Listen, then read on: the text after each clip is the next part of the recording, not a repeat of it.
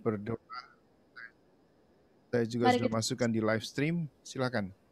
Mari kita bersatu dalam doa.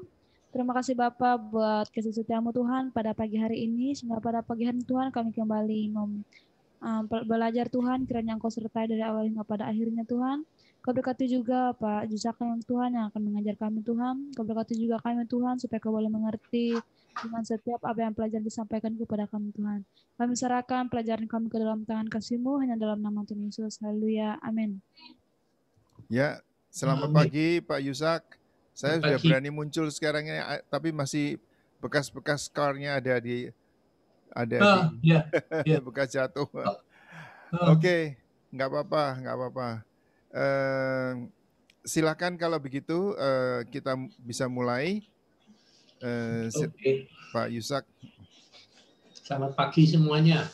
Pagi Pak. Gimana kabarnya Pak Yonatan? Sudah baikan Pak. Pak Yonatan kan ada ini kan ada prosedur untuk seperti endoskopi untuk melancarkan akan saluran kandung empedu ya. Dari ada seperti pipa begitu yang menuju ke mana? Ke usus ya. Dari empedu ke usus itu tersumbat sehingga timbul seperti kayak kuning gitu, kuning. Pills itu apa ada. Jadi terus sudah dibuka dan dilancarkan dan jadi ya sekarang sudah dalam keadaan restorasi yang baik ya. Ya. Masih di rumah sakit. Ya. Tapi empedunya nggak dibuang, jadi nggak. Oh, saya kira bantu empedu. Ternyata salurannya. Oke. Itu salurannya itu tersumbat, nggak tahu ya. Mungkin karena batu juga ya. Jadi pakai seperti endoskopi gitu, seperti laparoskopi begitu. Untuk tapi sudah baik sekarang. Ya. Oh ya bagus. Ya udah, puji Tuhan. Haleluya. Oke, dari Jakarta ya. Baik. Ya, di Jakarta. Tentang penafsiran, saya baru saja dapat di media sosial seorang pemuka agama sedang mengatakan bahwa pemerintah sekarang ini sudah gila karena melockdown Jawa dan Bali tanggal 3 sampai 20 Juli sampai dengan ya. Yang jadi masalah utama yang mereka mempermasalahkan adalah tanggal 20 Juli itu hari Idul Adha, sehingga pemerintah berarti melarang ibadah Idul Adha, melarang korban penyembelihan, melarang semuanya. Sehingga mereka kesimpulannya, di penafsirannya sekali lagi, mengatakan bahwa pemerintah kita, semua pejabatnya, dari presiden sampai dengan RT RW, semua lebih takut corona daripada takut kepada Allah. Penafsiran semacam ini tidak hanya jadi pada mereka, tapi juga pada banyak hamba-hamba Tuhan, orang-orang Kristen. Penafsirannya sama persis seperti itu. Bahwa orang sekarang lebih takut pada virus daripada kepada Tuhan. Menurut saudara, bagaimana simpulan terakhirnya itu? Baik atau benar atau salah? Ayo. Coba, ini seringkali begitu, kan cuma menafsirkan ayat, menafsirkan fenomena, seringkali pakai logika teologi yang begitulah. Apa menurut saudara? Ya, gimana? Siapa yang menjawab? Silakan. Coba beberapa orang menjawab begitu. Ini silakan. menajamkan logika teologi yang sedang saya ajarkan diulang-ulang. Harus adik-adik harus tanggap untuk untuk memberikan komen supaya Anda akan diharapkan jadi pemimpin. Jadi kalau pemimpin harus mempunyai sikap dong, ya. Jadi kita harus coba sekarang beberapa ambil mic gitu coba untuk gantian begitu ngasih pendapat gini. Oke, silakan. Lebih takut kepada Tuhan, Pak. Lah ya, berarti kesimpulan tersebut salah menurut Anda. Logika teologinya salah. Bahwa orang sekarang lebih takut virus daripada takut kepada Tuhan. Benar nggak kesimpulan itu? Bahwa sampai lockdown itu loh. Sampai kalau kita tidak boleh ibadah. Ya, silakan gimana? Menurut Anda, oke, kita lebih takut kepada Tuhan, tapi betul nggak itu ini? Yuni jelaskan dong pendapatnya. Ya, kenapa kok hanya benarnya alasannya apa? Benar pendapat orang itu bahwa kita harusnya lebih takut pada Tuhan daripada virus. Benar menurut Anda, ya? Ya, kalau menurut saya Pak, lebih takut kepada Tuhan tapi waspada juga dengan virus. Oke. Ya, oke, yang lain coba.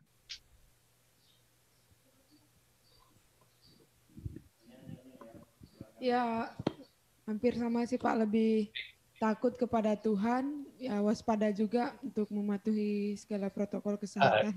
Itu ambil jalan tengah. Oke. Oke, silakan terus, boleh.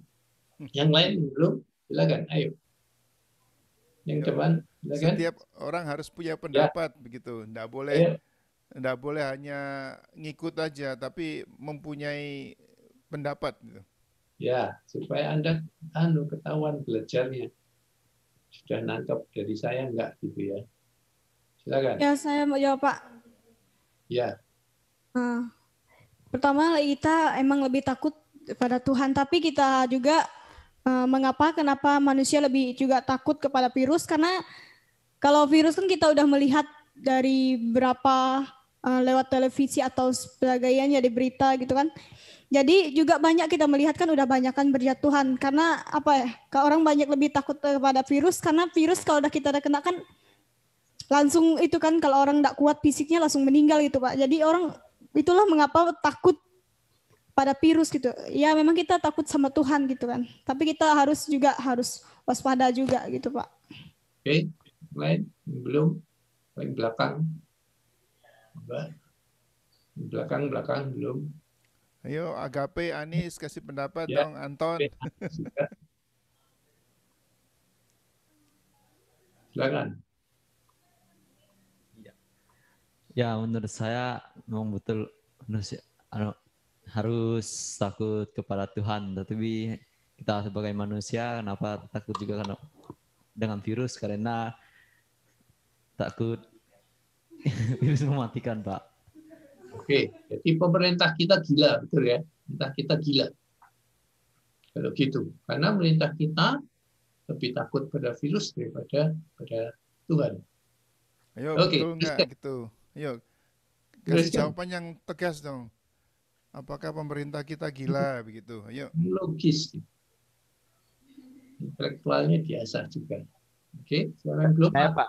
Agape, Anis, silakan. Siapa ini? Pak. Ya. Saya mau kasih itu, Pak. Kemarin kami pertemuan hamba Tuhan, dan satu hamba Tuhan ngomong gini, lebih baik takut Tuhan daripada takut virus. Saya siap mati sekarang, katanya kan. Oke. Baru beberapa. Jadi pandangan saya sih, kita harus ikutin protokol. Takut dengan Tuhan, ikutin semua perintahnya, tapi juga mengenai virus ini ya kita nggak usah sok melawan gitu. Pada intinya kan nggak semuanya yang di dunia ini kan ikut Tuhan gitu kan. Jadi maksud pemerintah itu kan adalah menjaga orang-orang yang supaya nggak cepat mati gara-gara virusnya gitu Pak. Kan banyak orang mati mendadak segala macam bukan karena takut Tuhan atau nggak takut dengan Tuhan. Kalau mereka semua nggak tahu, semua takut dengan apa? Lebih takut Tuhan daripada virusnya juga nggak ditakuti, ya banyak mati sampai sekarang kelawakan juga gitu Pak.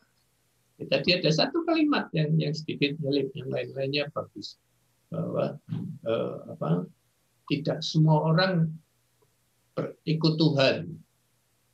Jadi karena itu pemerintah melakukan lockdown ini. Berarti kesimpulan Anda, orang kalau takut Tuhan pasti selamat. Tidak kena COVID maupun tidak ikut protokol sama sekali. Itu logika yang ya gitulah. Oke, siapa lagi? Anis.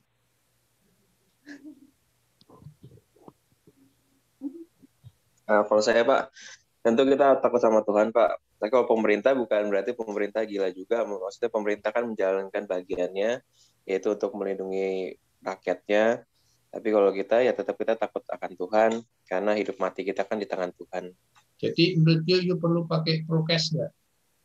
Tetap Pak, karena kita mengikuti peraturan dari pemerintah Pak.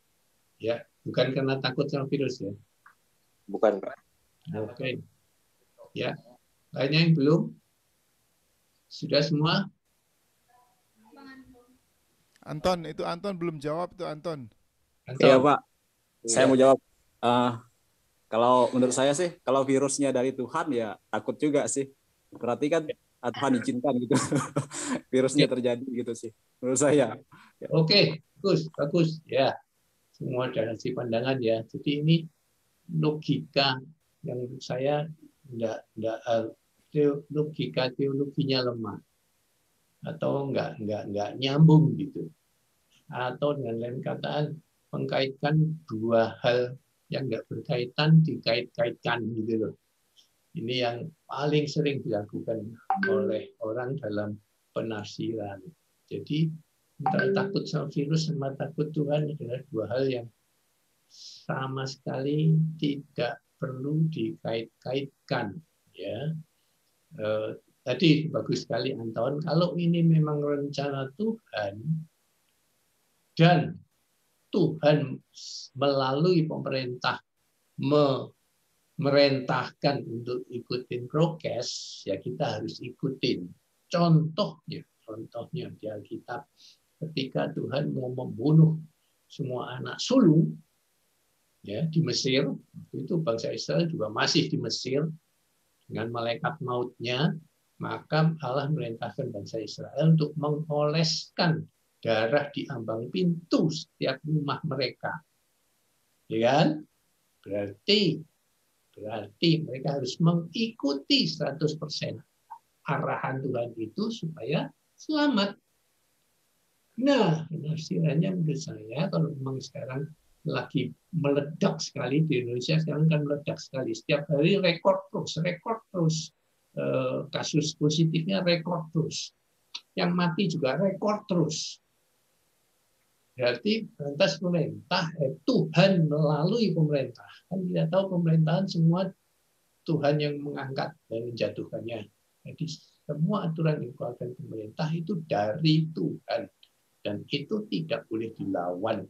Karena kalau melawan itu berarti melawan Tuhan.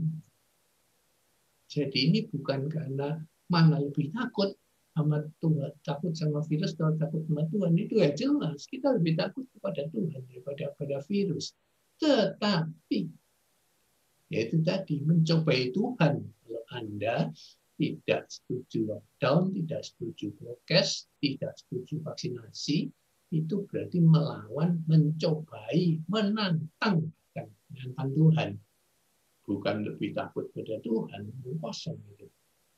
Sebab kita harus juga takut pada otoritas yang di atas kita, Roma 13. Ya. Kita harus tunduk pada otoritas di atas kita karena semua otoritas itu dari Tuhan. Oke. Jadi sekarang ini banyak anti pemerintah. Karena sensitifnya apa? Masalahnya cuma sensitif karena 20 itu merah, hari merah.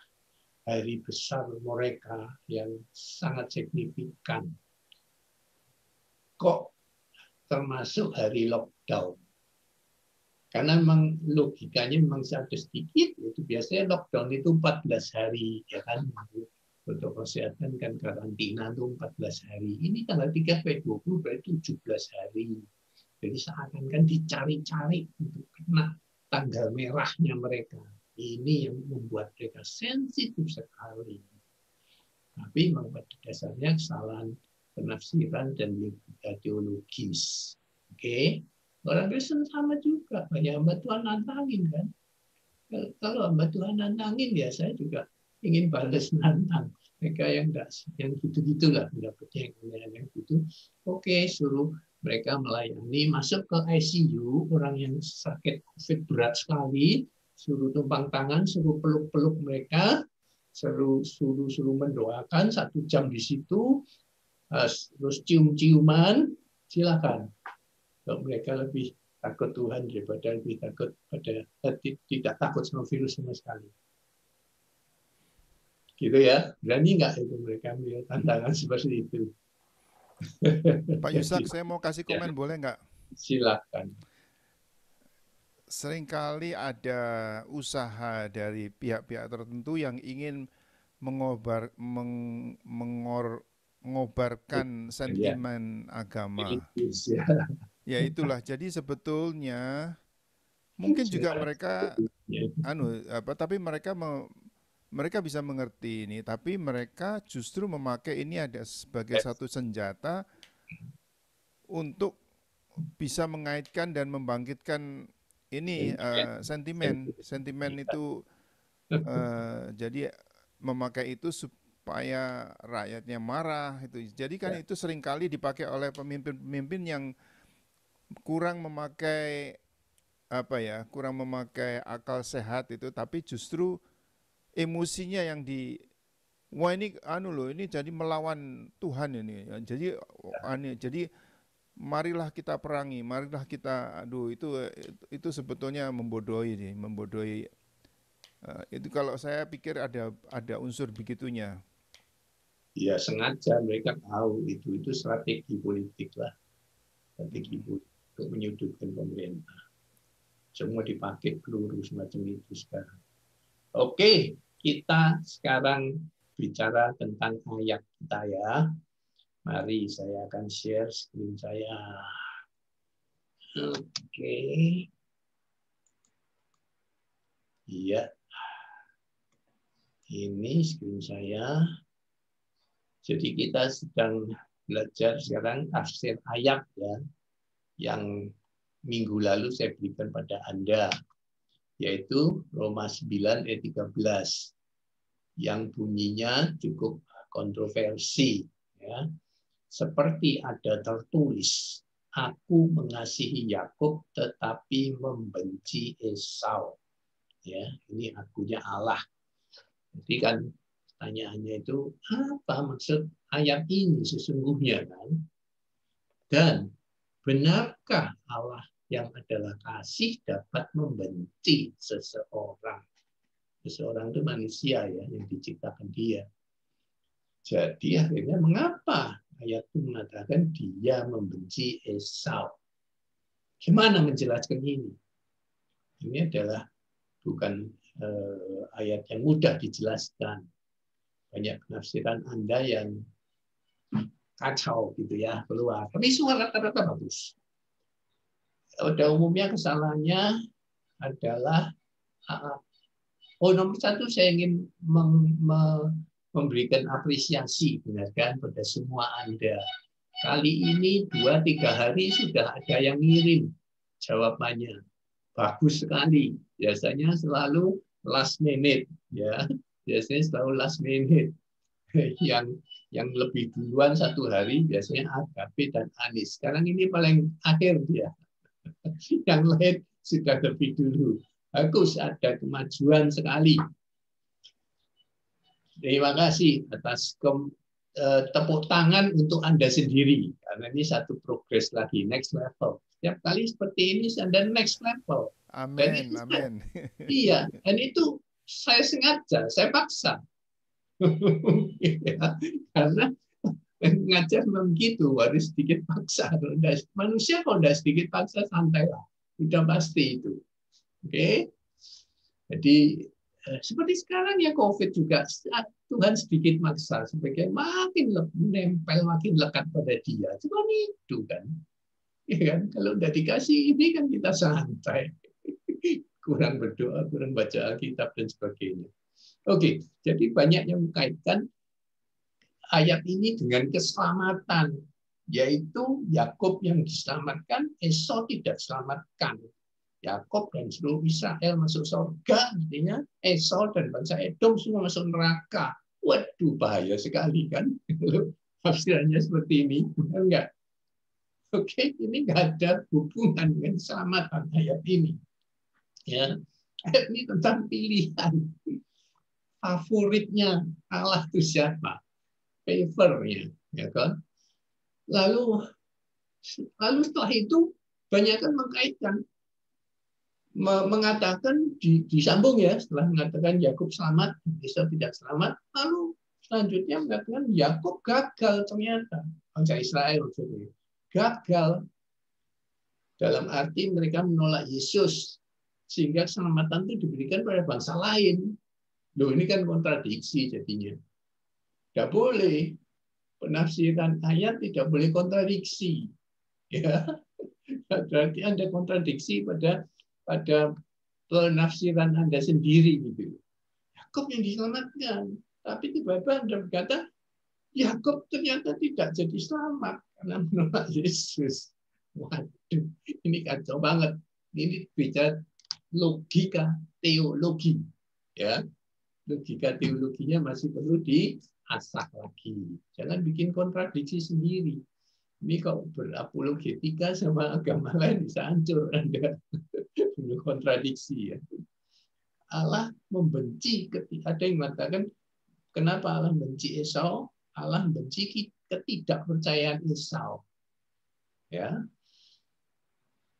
Esau dibenci karena dia tidak percaya Allah.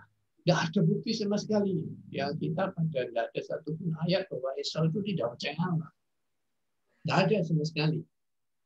Dan kalau Allah membenci orang yang tidak percaya pada Dia, wah ya sudah, kita tidak perlu menginjil. Oke, Allah tidak mungkin membenci ketidakpercayaan orang kepada Dia. Justru itulah target Tuhan, target kita, target gereja adalah menyelamatkan orang yang benci kepada Allah. Ya kan? Nah, kok Allah benci orang yang tidak percaya, sudah, kita tidak perlu buat apa-apa. Silakan masuk neraka, kita dukung aja. Saya sebenarnya juga senang. Tapi bukan begitu ternyata. Enggak Allah. Tidak sama sekali. Allah bukan benci Esau karena ketidakpercayaannya. Atau siapapun. Allah tidak benci siapapun. Saya seringkali mengatakan begini, kenapa sampai hari ini saya boleh menyimpulkan bahwa gereja di Indonesia khususnya gagal atau belum berhasil menyelamatkan Indonesia yang mayoritas 90% masih menolak Yesus. Kenapa? Ya karena kita kayak begini. Kita punya teologi yang seperti ini. Allah benci orang yang tidak percaya. Ya sudah, go to hell aja silakan. Jadi kita ikut-ikut membenci. Saya mau tanya sama saudara. Bagaimana sikap saudara, sikap kita terhadap misalkan seperti FPI? Apa sikap saudara? Ayo, sebelum dijawab. Membenci, menolak, takut, dan sebagainya. Apa? Coba silakan. 1, 2, jawab. Nggak usah takut salah, nggak apa-apa. Gimana Pak tadi Pak? Bagaimana sikap kita terhadap misalkan organisasi radikal? Ya, yang teroris itu loh, teroris lah, ada teroris. Bagaimana sikap kita, sikap gereja, sikap Anda secara pribadi? Membenci, menolak, takut, atau apa? Ya tetap mengasihi itu Pak. Bagus sekali, satu cukup 81 itu. Jadi menurut saya kegagalan gereja saat ini menyelamatkan mereka mestinya karena kita masih punya sikap 1 membenci, 2 menolak, 3 takut. Itu mayoritas ini yang terjadi. Jarang sekali aku mengasihi teroris, aku mau meluk-meluk dia. Ya, saya sendiri pun bergumul, sungguh-sungguh bergumul untuk bisa mengasihi mereka. Karena mereka tidak layak untuk dikasihi. Tapi itu kehendak Tuhan. Kita harus mengasihi mereka. Jadi kita gagal dalam mengekspresikan kasih kita kepada mereka. Sehingga jangan heran kalau masih banyak gereja dibakar. Itu normal sekali karena mereka belum sama sekali merasakan kasih dari gereja kepada mereka. Yang mereka rasakan adalah yang masih penolakan, kebencian, dan ketakutan terhadap mereka. Hanya kasih yang dapat menyelamatkan mereka.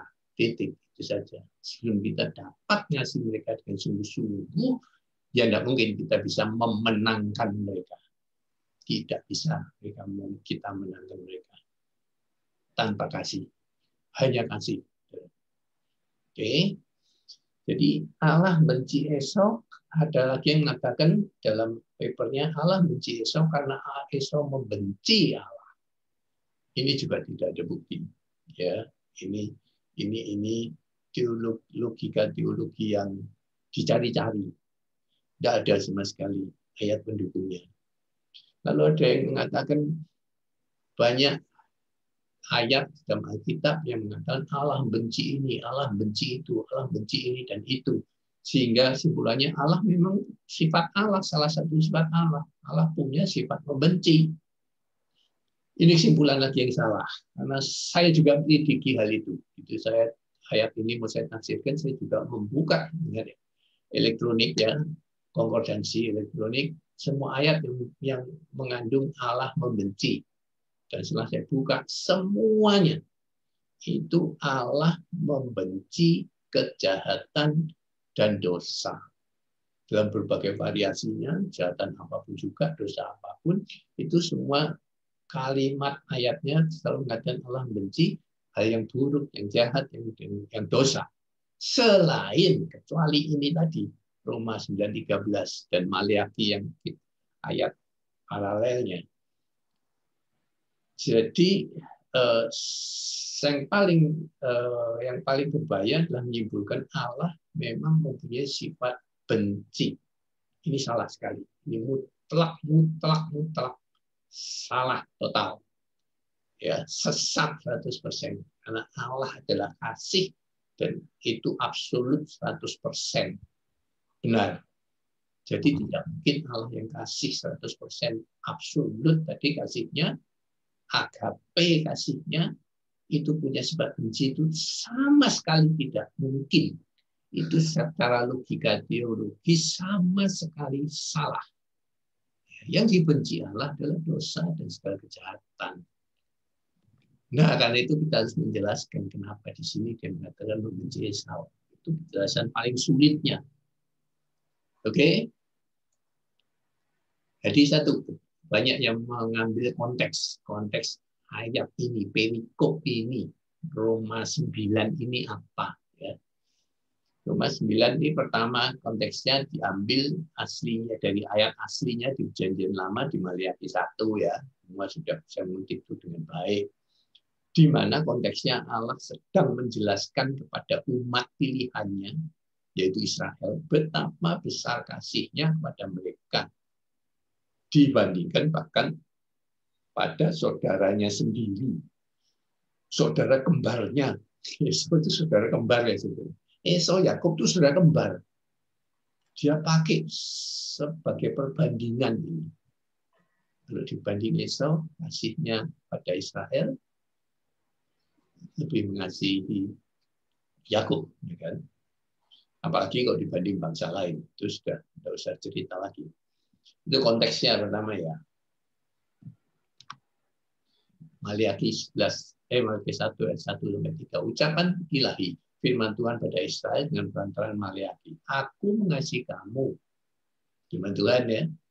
Tetapi kamu berkata, bangsa Israel kan suka membantah ya, membantah. Dengan cara bagaimana engkau mengasihi kami? Bukankah Esau itu kakak Yakub? Demikian firman Tuhan. Yang mulai dengan satu pengarahannya. Namun aku mengasihi Yakub tapi membenci Esau. Sebab itu aku membuat gunungnya menjadi sunyi sepi dan tanah jadi padang gurun dan sebagainya. Oke. Jadi ini ayat aslinya di sini. Konteksnya jadi ketika Allah menjawab keraguan bangsa Israel akan kasih Allah kepada bangsa Israel yang mutlak sifatnya. Mutlak, absolut, bangsa pilihan. Ya. Ini kasih yang sempurna, paling sempurna itu kepada bangsa Israel. Dia tunjukkan. Jadi karena mereka meragukan, lalu dia jawab bahkan dengan saudara kembarnya saja. Aku mau mengatakan aku mengasihi Yakub tapi membenci Esau. Mulai nangkep ya. Dipakai perbandingan. Allah sedang bandingkan kasihnya kepada Yakub dibanding kepada Esau untuk menyatakan betapa besarnya kasihnya. Kenapa dia pakai bandingan Esau? Karena Esau itu sudah kembarnya, mestinya logikanya sama mengasihinya, kalau toh tidak sama, beda sedikit sekali. Kembar. Sudah kembar. Dua-dua anak dari bapak perjanjian. Ishak itu kan anak perjanjian ya. Ishak itu bapak mereka itu kan anak janjian. Di dua-duanya anak janjian. Dua-duanya. Jadi Allah sengaja mengambil pembanding. Lagi kata pembanding ini penting sekali di sini. Kata kuncinya dari penafsiran ini. Pembanding Esau yang paling dekat. Untuk menyatakan betapa dia mengasihi Israel lebih dari segalanya. Dari segalanya. Jadi konteks perikop ini berbicara tentang Israel sebagai umat pilihan Allah. Pilihan khusus sekali. Israel ini dipilih. Nah, ini mulai kita bicara tentang hak kedaulatan Allah yang mutlak. Inilah hak kedaulatan Allah yang mutlak yang harus kita terima. Sekalipun sulit untuk dimengerti dengan akal manusia. Manusia kan terbatas ya, sekali lagi saudara ya. Lagi-lagi logika manusia sering tidak bertemu dengan logikanya Tuhan. Karena logika kita, logika otak yang super kecil dibanding logika Tuhan yang nggak tahu otaknya Tuhan seberapa besar, tidak bisa menggambarkan. Ya, kita sering tidak dapat mengerti keputusan Tuhan. Keputusan Tuhan. Dalam sehari-hari, hidup sehari-hari juga sama, saudara. Seringkali kan saudara dan saya tidak mengerti keputusan yang Tuhan ambil dalam hidup ini. Sering sekali. Dan kita sering sekali menanyakannya dengan nada yang kurang bagus tentunya. Bukan menanyakan dengan tulus, menanyakan dengan tulus bagus. Menanyakan dengan sudah menuduh bahwa Allah salah, Allah jahat, dan sebagainya. Itu yang paling sering kita lakukan dalam menanyakan hak kedaulatan Tuhan dalam mengambil putusan. Sama COVID ini juga terlalu banyak pertanyaan hamba Tuhan yang satu tulus, yang sebagian tidak tulus. Ya, kenapa Tuhan izinkan semua ini terjadi? Oke, tidak mengerti. Kalau saudara tanya saya tidak bisa memberikan jawaban yang memuaskan sekali. Tidak ada jawaban yang sangat memuaskan. Semua jawaban ya begini. Tidak terlalu memuaskan. Tapi itu sama sekali bukan hal yang terpenting dalam hal menanggapi fenomena kejadian alam atau kejadian terhadap diri kita sendiri. Sangat sering kita tidak mengerti. Dan itu bukan poin pentingnya. Poin pentingnya saya ingin sampaikan hari ini, kalau kita bingung dengan keputusan Tuhan, itu cukup hanya tetap percaya sama Dia saja. Titik. Ya. Trust ini dalam bahasa Inggris lebih jelas mengatakannya. Kita harus tetap punya trust pada Dia. Bukan belief, lain. Belief sama trust lain. Kita di bahasa Indonesia tidak bisa membedakan. Kita dua-duanya kita terjemahkan dengan percaya. Belief juga percaya, trust juga percaya. Tapi lain. Belief itu percaya dalam arti Tuhan itu ada. Kita percaya loh, saudara ya. Tuhan itu maha kuasa. Percaya nggak? Percaya. Iblis juga percaya, saudara. Ada bedanya saudara dengan iblis. Iblis percaya sekali. Tuhan itu ada, Tuhan itu maha kuasa. Dia percaya sekali. Bahkan manusia tidak semua percaya ini. Buktinya banyak yang ateis. Ya kan? Jadi iblis lebih percaya. Kalau belief, iblis lebih tinggi level beliefnya daripada kita. Kita masih sering meragukan. Orang percaya sekalipun, believers ya, orang percaya, believers pakai kata belief, itu masih sering sekali meragukan Tuhan. Setiap kali kita bergumul, penderitaan, masalah, kita selalu bertanya, Tuhan, di manakah Engkau? Apakah Engkau masih ada? Tuhan, kenapa doaku tidak didengar? Tuhan, kenapa doaku tidak dijawab-jawab? Itu kan meragukan Tuhan. Tidak terlalu believe, tidak terlalu percaya. Tapi level lebih tinggi dari belief adalah trust. Setelah belief, kita harus trust. Mempercayakan seluruh hidup kita di tangan Dia. Itu trust. Kita harus mempercayai Dia bahwa apapun kejadian, keputusan yang Tuhan izinkan terjadi, itu pasti untuk kebaikan. Pasti. Lihat ini jahat kan, sekarang ini Tuhan mematikan sudah berapa juta orang di dunia melalui COVID saja. Ya. Tapi kita masih tetap percaya nggak sama Dia? Tetap percaya nggak sama Dia? Kita seperti anak-anak.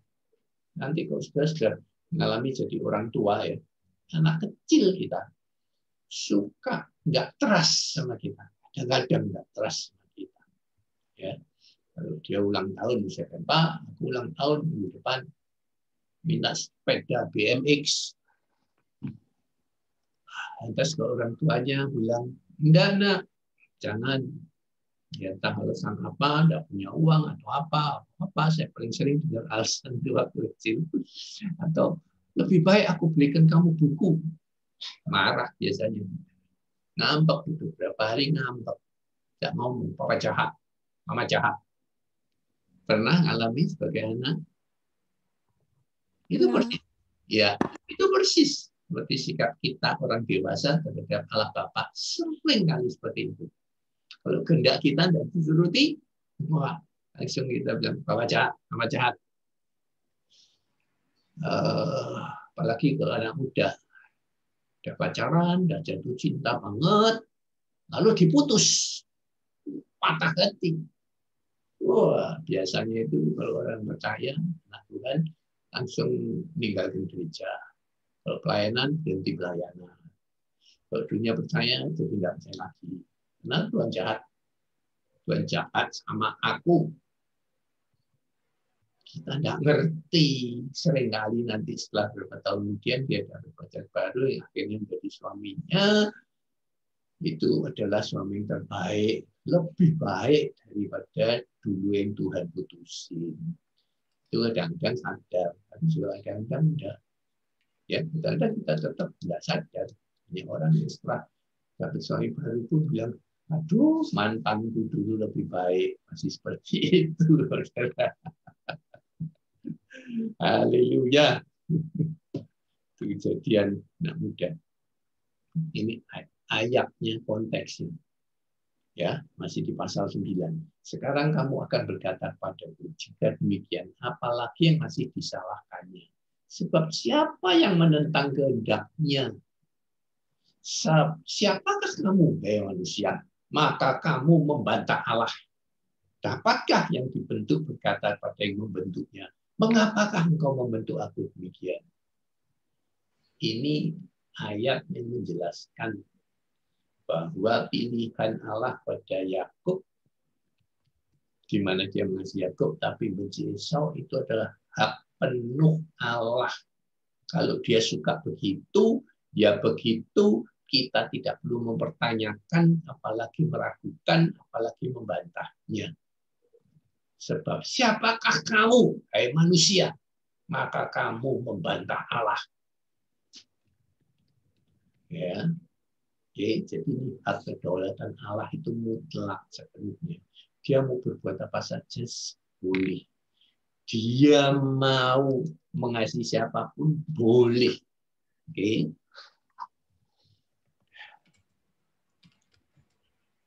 Apakah tukang periuk tidak punya hak atas tanah liatnya? Kita ini kan tanah liat yang dibentuk jadi periuk.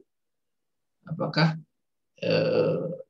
tukang periuk tadi tidak punya hak mutlak atas tanah liatnya, mau dijadikan apa? Jelas ya saudara, jawabnya jelas sekali bahwa hak tukang periuk adalah 100% mutlak. Tanah liat tidak bisa membantah apa-apa.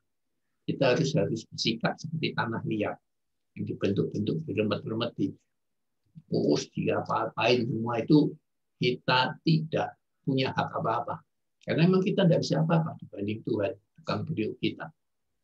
Jadi jangan pernah mempertanyakan. Ini kalau ini konteksnya saya sering kaitkan dengan orang yang sekarang ya suka bedah plastik, cosmetic surgery khususnya ya. Bedah plastik yang khususnya bertujuan untuk memperbaiki secara kosmetis. Saudara setuju nggak? Boleh nggak? Bedah plastik. Ayo silakan. Bedah plastik. Boleh nggak?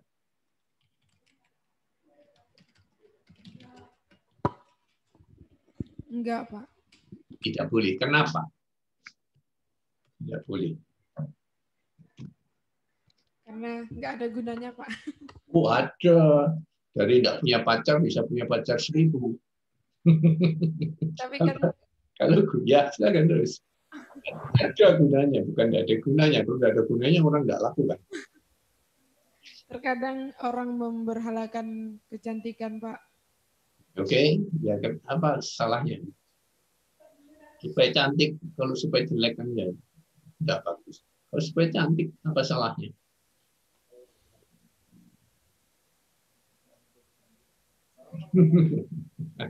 Ya sulit ya. Ayo, silakan. Kalau tidak boleh, oke. Kenapa tidak bolehnya? Secara alkitabiah kita bisa baca Alkitab. Alkitabiah apa itu? Boleh atau tidak? Ya.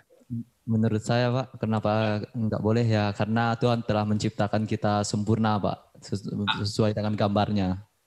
Amin. Ini jawaban yang telak. Ya, harus jawabnya telak seperti itu. Tidak boleh karena kita ini ciptaannya itu sudah sempurna. Tidak usah lagi diperbaiki sama manusia kan ya. Iya, Pak. Kalau saya tambah lagi, kita harus menerima semua apa adanya diri kita sebagai ciptaan Allah yang terbaik. Kalau orang udah plastik itu berarti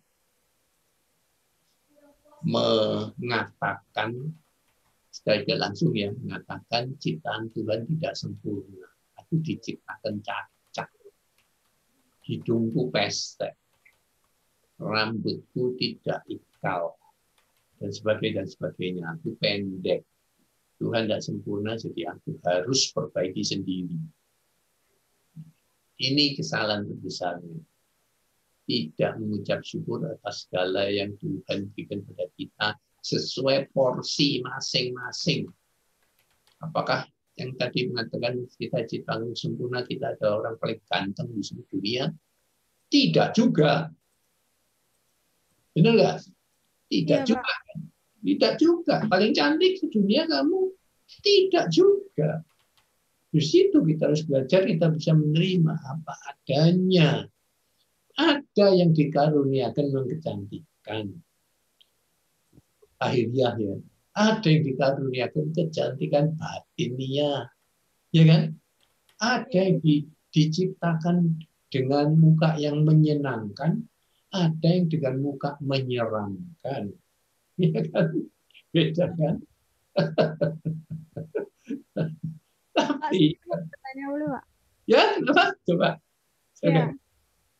Kan Bapak bilang tadi kan kalau kita tuh harus bersyukur dengan apa yang Tuhan berikan dalam kehidupan kita gitu ya. Tapi bagaimana Pak, ya kan seperti biasa kan orang kan suka suka minder dengan keadaan diri sendiri kan, seperti misalkan rambut. Kan rambutnya keriting, jadi pengen dilurusin Pak. Jadi gimana tuh Pak? Oke, itu Michael Jackson. Contoh. Ya, contoh Michael Jackson adalah contoh yang sempurna. Karena bedah plastiknya dia paripurna. 100% seluruh tubuhnya dari ujung rambut sampai ujung kaki direparasi. Di bengkel. Ya. Orang hidungnya yang pesek, lebar. Diruncingkan seruncing jarum. Ya, rambutnya yang ikal luar biasa diluruskan seperti orang Asia, lurus total. Sudah nggak pernah lihat gambar Michael Jackson? Dari Pernah lihat gambar aslinya sebelum dia operasi? Belum, Pak. Nah, itu dia hitam sekali, jadi putih sekali seperti orang Cina. Rambut ikal sekali, jadi lurus seperti orang Cina juga. Itu lalu apalagi hitam seperti orang negro, memang dia orang negro. Jadi putih seperti orang berkulit putih. Semua dirubah total.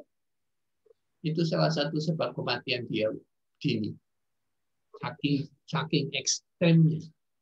Pada akhir hidupnya dia sudah selalu pakai topeng, kayak masker, kayak topeng soro itu ditutup ini. Pak karena Yusak, ya kalau di sini di Amerika nggak boleh bilang orang N tadi, nggak boleh. Ya, harus pakai bilang black gitu. Orang black boleh, nggak apa-apa. Ya. Black people oke, tapi pakai N word itu tabu ya. Thank you. Oke, jadi dia segitu ekstremnya sampai kulit dia sama sekali tidak tahan kena sinar matahari sama sekali. Sangat sensitif, super sensitif. Dan banyak kesakitan sehingga dia minum banyak pil, painkiller, banyak sehingga overdosis, sehingga mati. Mudah sekali. Itu contoh ekstrem sekali. Jadi orang yang sangat tidak setuju dengan tukang periuknya membentuk dia jadi seperti itu. Oke, di sini alkitabiahnya. Terimalah apa adanya karena kita sering melihat kelemahan kita, bukan kelebihan kita. Padahal setiap orang diberikan kelebihan. Katakanlah contohnya orang yang buruk rupa seringkali diberi Tuhan IQ cerdasan yang tinggi, ya kan? Orang yang bodoh sekolahnya seringkali diberikan Tuhan naluri bisnis yang hebat sekali, sehingga walaupun dia kelas 2 SD dia jadi konglomerat. Oke, contoh-contoh seperti itu saudara adalah contoh orang-orang yang dapat menggunakan kelebihannya yang Tuhan berikan dan melupakan kelemahan yang juga Tuhan berikan. Karena kelemahan nggak perlu diperbaiki, perlu ditinggalkan, tidak dipakai saja, saudara. Kalau Anda tidak bisa main gitar, jangan mati-matian belajar main gitar. Percuma. Oke? Iya, Pak. Terima apa kelebihan kekurangan Anda, lalu kelebihannya yang dipakai. Karena itulah Tuhan ciptakan kita untuk tujuan tertentu. Ya, Efesus 2:10 itu mengatakan kita ini buatan Allah diciptakan dalam Kristus Yesus untuk melakukan satu pekerjaan baik yang telah dipersiapkan Allah sebelumnya. Jadi kita dipersiapkan untuk satu pekerjaan baik, untuk satu tujuan hidup tertentu. Dan untuk itu kita dibekali Allah dengan kelebihan yang cukup untuk mencapai panggilan Tuhan itu. Oke, jadi jangan fokus pada kelemahan. Michael Jackson sudah diberi kelebihan suara yang luar biasa, sudah fokus pada suaranya saja, jual rekor-rekornya saja sudah super kaya, tidak usah aneh-aneh. Publik sudah menerima dia apa adanya, tidak usah dia putih, tidak usah dia bangil, tidak usah dia rambut lurus dan sebagainya. Orang sudah terima dia, kenapa mesti diperbaiki terus, membuat segala efek samping yang merugikan sekali. Oke, jadi ini kita harus itu sampingan. Sekarang saya teruskan tentang rencana dan kehendak Allah. Kita harus sadar bahwa dia itu punya grand design sendiri, grand design, rencana besar, ya, yang kita tidak tahu, hanya tahu sedikit. Oke, yang seringkali kita tidak dapat mengerti. Dan saya percaya COVID ini salah satu grand design-nya. Jangan benci dengan COVID-19. Ini rencana dan kehendak Allah. Grand design-nya dia. Yang kita hanya perlu percaya, trust bahwa ini untuk kebaikan dunia, untuk kebaikan saudara dan saya. Dan itu saja yang kita perlu trust untuk kasus COVID ini. Dalam situasi seperti itu sikap terbaik adalah tetap mempercayainya, dalam arti kata trust tadi ya. Karena dia dapat dipercaya. Oke, we trust him because he is trusted. Ya, trustworthy lah istilahnya. Contohnya COVID-19 ya, kalau ini kehendak Allah harus kita terima dan sikap percaya saja. Ini grand desainnya Allah. Sudah, tidak perlu bersikap negatif. Dan sekarang ini penolakan terus, manusia menolak. Kalau manusia menerima, ya bagus. Kita harus mencari solusinya. Ya kan? Manusia berupaya mencari solusinya, bagus sekali. Kemudian dari jawaban Anda banyak yang mengatakan ini, bahwa pilihan Allah bukan berdasarkan kebaikan. Itu betul sekali. Ya. Pilihan Allah milih saudara jadi apa, itu bukan berdasarkan saudara itu baik. Kita semua tidak ada yang baik. Tidak ada yang baik di mata Allah. Manusia berdosa, tidak ada yang baik. Jadi bukan karena kita baik. Yakub juga begitu. Ya, ini saya mau bandingkan Yakub dan Esau. Ada beberapa yang mengatakan Yakub memang lebih baik daripada Esau. Esau hak sulingan, Esau ini itu. Menurut saudara siapa yang lebih baik, Yakub atau Esau? Menurut saudara, yuk jawab. Yakub. Yakub lebih baik. Oke, yang lain? Ada yang Esau lebih baik? Kasihan ada yang berkata bahwa Esau lebih baik. Saya setelah membaca dengan baik, dengan teliti, Kejadian 33, saya berkesimpulan Esau lebih baik daripada Yakub. Karakternya, sifat-sifatnya lebih baik. Kejadian 33 ya, kita baca ya. Ya ini Yakub ceritanya pulang dari perantauan. Beberapa tahun dia merantau ke rumah Laban karena dia lari. Takut dibunuh Esau karena dia sudah mencuri kesulungan Esau ketika dia mau diberkati oleh Yakub. Ini juga pergumulan dari para teolog. Apakah benar ya? Ya waktu itu Yakub dan Ribka ibunya merekayasa sekian rupa sehingga Yakub yang diberkati bukan Esau sebagai anak sulung. Saya mau tanya sama saudara, ini benar atau tidak tindakan ini? Benar. Menipu loh, menipu. Mereka menipu ayahnya atau suaminya sendiri dengan disamar-samarkan, dikasih bulu-bulu, dikasih bau-bau segala macam. Rekayasa, penipuan, tidak benar. Dan ini ya, ini bicara predestinasi, ini teologi cukup tinggi. Yakub sejak awal semua orang tahu, masuk Ribka dan Ishak, bahwa dia dipredestinasikan. Dipredestinasikan itu ditakdirkan sejak awal bahwa dia adalah yang sulung dan Esau itu adalah akan jadi hambanya. Jadi mereka ini seakan-akan membantu Tuhan untuk mewujudkan predestinasinya Allah sendiri. Ini konyol sekali secara teologi. Sudah dipredestinasikan masih tidak percaya sama predestinasi Tuhan. Ya, jadi ya sudah ditakdirkan kok.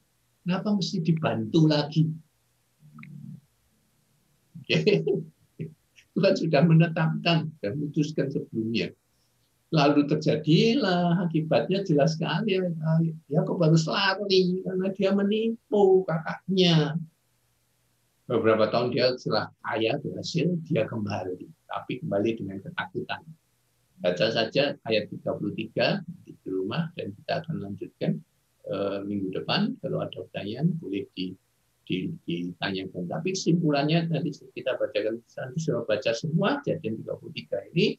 Di mana kesimpulan saya paling tidak mengatakan Esau itu sangat mengasihi Yakub luar biasa. Yakub ketakutan sekali. Dia mengirimkan soglokan demi soglokan sebelum dia datang. Dia nyembah setiap 7 langkah. Dia nyembah di jalan. Takutan dia memanggil Esau itu sebagai tuanku dan mengambil dirinya sebagai hambamu. Kan berlebihan, saudara. Orang takutan seperti ini. Mungkin adik sudah kembar, saudara. Ini biasanya ketakutannya. Karena dia takut dibunuh Esau. Sogok-sogok, kasih hadiah terus. Muat ternaknya dikasih sama dia. Esau, aduh, reaksinya mencium dan menangis, memeluk leher adiknya Yakub tadi. Sama sekali sudah dia lupakan. Dia sangat mengasihi adiknya. Mana lebih bagus, saudara? Esau atau Yakub sekarang? Yakub tukang tipu, nipu terus. Di rumah dia nipu, di Laban dia juga nipu. Namanya Yakub itu penipu. Dia Tuhan ganti jadi Israel. Menipu dia itu. Menipu, pembohong. Esau kasihnya luar biasa. Seperti Yusuf yang memaafkan dan melupakan saudara-saudaranya yang mengkhianati dia. Luar biasa, saudara. Kalau bicara kebaikan, Esau jauh lebih baik karakternya. Bahkan ini karakter ilahi. Luar biasa, saudara. Oke? Nah, sampai sini saya ada pertanyaan. Waktu kita habis.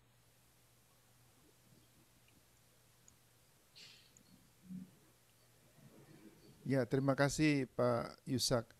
Terima kasih. Tadi ada cerita mengenai ini apa? Mengenai penyanyi itu siapa tadi? Michael Jackson. Michael Jackson itu, nah itu memang itu saking anunya ya, itu hidupnya udah enggak tahu tuh makan obat drugs segala macam itu sehingga obat tidur pun sudah enggak mempan gitu. Yeah. Jadi dia punya dokter khusus itu, dokternya dari Houston itu orangnya. Dia paksa, dia bilang, kalau saya besok nggak bangun untuk latihan, wah ini nanti show-nya bisa berantakan. Jadi saya mau tidur sekarang. Nah kalau mau tidur itu harus dikasih obat. Nama obatnya itu propofol. Itu. Lalu nanti pada waktu bangun juga harus disuntik oleh obat itu supaya bangun. Jadi kan itu kan celaka itu saudara-saudara. Kalau sampai sedemikian orang itu tidur dan bangunnya itu harus dikontrol orang lain ya, dokter pribadinya gitu. Dan saya bertanya juga kepada keponakan saya yang seorang dokter di Florida. Dia memang ahli ini ya, ahli apa untuk dokter pembiusan ya. Jadi memang harus diberikan hati-hati, tapi itu setiap hari itu dia berkecimpung dengan propofol itu. Jadi dokter ini sudah memberikan propofol dengan baik ya, tapi mungkin kurang atau dosisnya apa ya, mungkin orang lama-lama juga kebal gitu. Jadi ditambah begitu sampai akhirnya meninggal, mati.